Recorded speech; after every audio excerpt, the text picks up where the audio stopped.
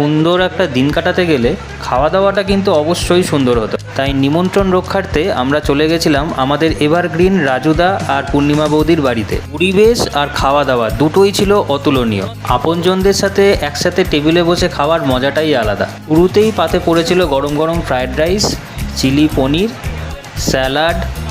আমরা সবাই খেতে বসেছিলাম। পরিবেশনে ব্যস্ত ছিল রাজুদা, বৌদি আর আমার বউ প্রিয়াঙ্কা।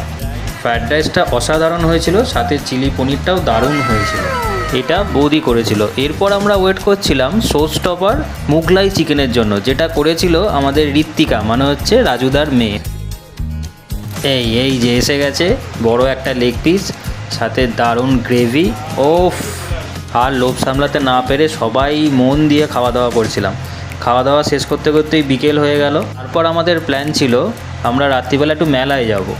তাহলে সাবস্ক্রাইব করে দাও ঝটপট মেলার ব্লগটা।